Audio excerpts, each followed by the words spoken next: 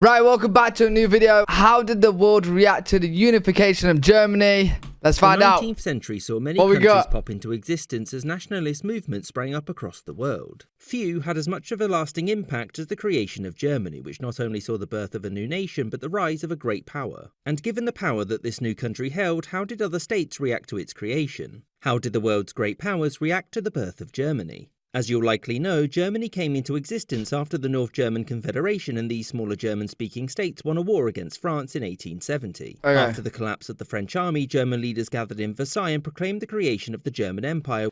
Is this before or after? Oh, I can't remember now. When we had... No, this would be way before when we had like West Germany and East Germany. And East Germany was controlled by Russia and West Germany was controlled by France.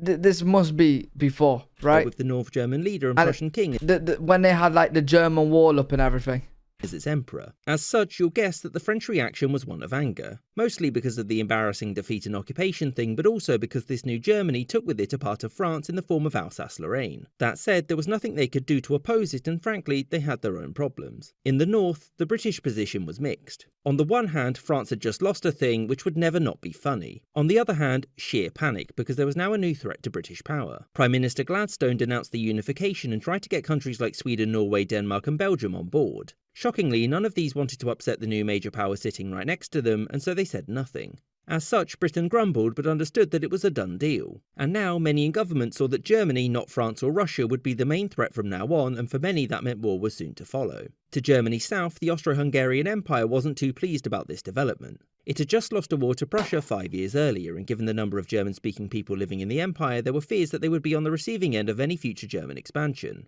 As such, the Viennese government was quick to accept any offers of alliance from Germany to protect itself. You know what's bad? I don't even know like how big Germany is right now. Like I kind of got a slight image in my head, but, like it's pretty biggish, isn't it? It also turned its attention. But it wasn't to the that big Balkans where it from took there, over Austria. recognizing that expansion back into Italy or restoring its old German alliances were both dead ends. To the east, Russia was largely... Like, is this how big Germany... Germany's not this big though, I'm sure. I'm pretty sure like Germany is like, if I was gonna like do it on a map, it would be like this. Right? This is pretty... If this grey is like Germany right now, that's... No, it can't be. There's so many countries around here. Happy with German unification. Russia's main concern at this point was Britain, and so a powerful industrialised state in the centre of Europe was seen as a potential ally. There's no way that's all all of Germany. Also, given both were absolutist conservative powers, there was zero chance that they'd ever come to blows themselves, and thus, nothing could go wrong. Across the Atlantic, the United States welcomed the news. President Ulysses S. Grant saw German unification as somewhat analogous to the birth of the United States. And it was hoped that this new Germany, with its male suffrage, its elected parliament, and its many individual states, would see the liberalisation of Germany. But fun fact, no. The Italians, also freshly unified, were pleased with the birth of Germany. The war had seen French troops leave the Papal States, which allowed for Italy to quickly annex it. And it was hoped that a strong Germany would help Italy counter any Austrian attempts to return there in the future. Annex it. It's just so fucking funny how Italy looks so much like a boot. It really does. We got the heel right here. We got the foot part right here. Wow.